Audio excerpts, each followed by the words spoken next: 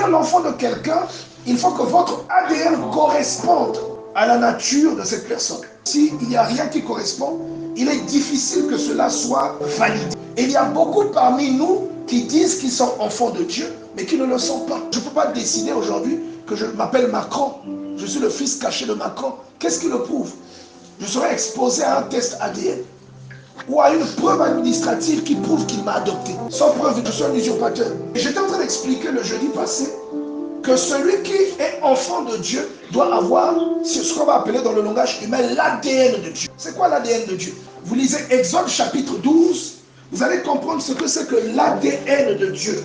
L'Ancien Testament vous parle d'un agneau sans tache qu'il fallait tuer, il fallait recueillir son sang, il fallait manger la chair de cet agneau. Et il fallait badigeonner la maison avec le sang de l'agneau. C'est mentionné dans Exode chapitre 12.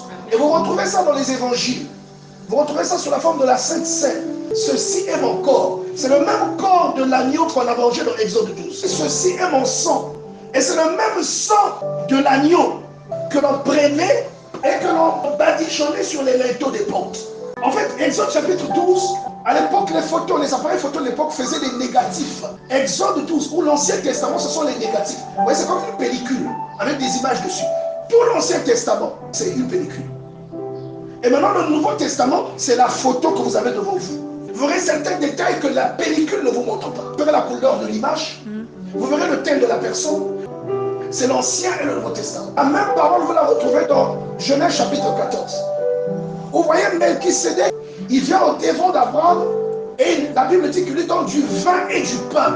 C'est la même chose. Le pain là, c'est le symbole de la parole, n'est-ce pas? Amen. Le vin, c'est le sang. Quand vous mangez l'agneau, cet agneau-là, c'est comme si votre corps se joint au corps de l'agneau. C'est-à-dire votre ADN s'associe à l'ADN de Dieu.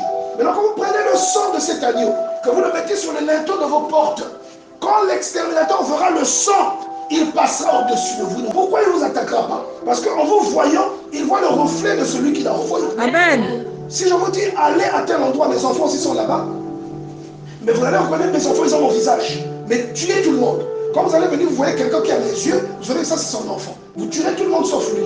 Et le sang joue ce rôle-là.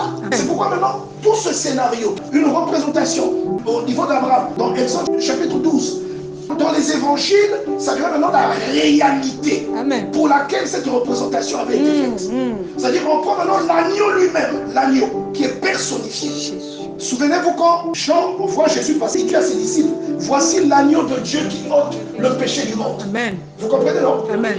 C'est le même agneau qui était dans Exode 12, mais ce n'était qu'un symbole. Vous voyez, quand vous faites un examen, il y a le brouillon, et ensuite il y a le propre. Mais là maintenant, Jean chapitre 1 te dit, la parole fut personnifiée. Et la parole a pris un corps. Et elle a vécu au milieu de nous. Donc cette parole, Exode 12, c'est la même parole que vous retrouvez dans le livre de Jean au chapitre 1, verset 12. À ceux qui l'ont reçu, donc à ceux qui ont reçu la parole. La parole donne le pouvoir de devenir enfant de Dieu.